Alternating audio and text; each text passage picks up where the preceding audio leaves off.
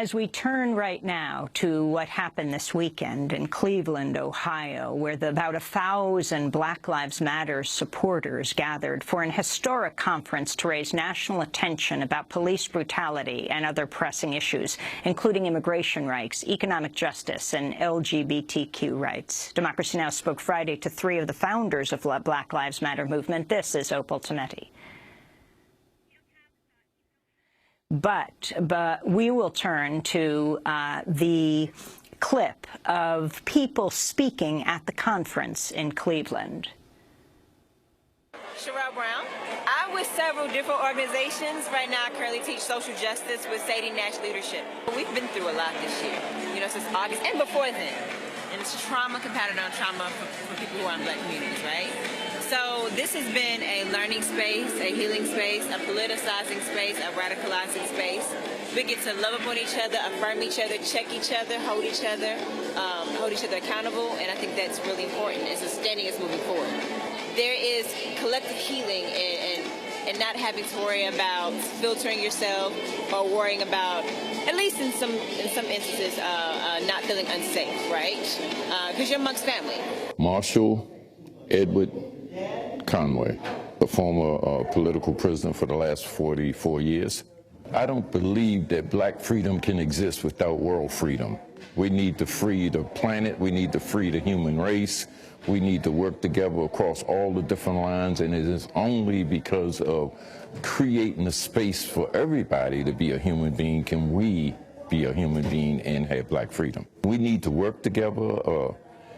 For years, women has been taking the lead in this.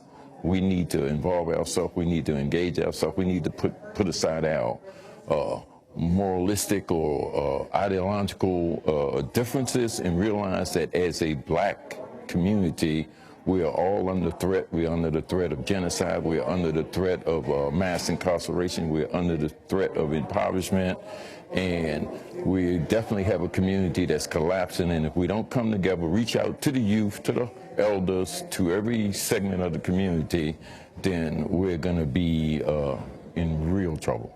My name is Campbell, and I'm from Detroit, Michigan. I work for the University of Michigan Sex Lab, and I am a fellow at the National LGBTQ Task Force. I'm a trans woman of color, and I wanted to make sure that in this movement that we are included because we are left out of a lot of things, and it's really sad that there are times when I want to express the sorrow that's going on for people of color in the community, but feel very left out a lot of times when it comes to conversations about like Black Lives Matter, violence against women, violence against trans women. So I'm here not only to build capacity, but I'm also here to make sure that trans voices are brought to the table. Special thanks to Messiah Rhodes for that report from the inaugural Movement for Black Lives Conference in Cleveland, Ohio. Well, conference goers ended the weekend with a stark reminder of how much work needs to be done. When the event ended around 5 p.m. Sunday, a crowd of participants witnessed a police officer attempting to arrest a 14-year-old boy for alleged intoxication. The Black Lives Matter participants blocked the squad car, tried to get the child out. One of the officers then began pepper spraying the crowd. The video has since gone viral. This is Democracy Now! When we come back, we're going to Nairobi, Kenya, to talk about the president's first trip to Kenya, a first U.S. president's trip to Kenya. President Obama has been there before, and then his trip to Ethiopia. Stay with us.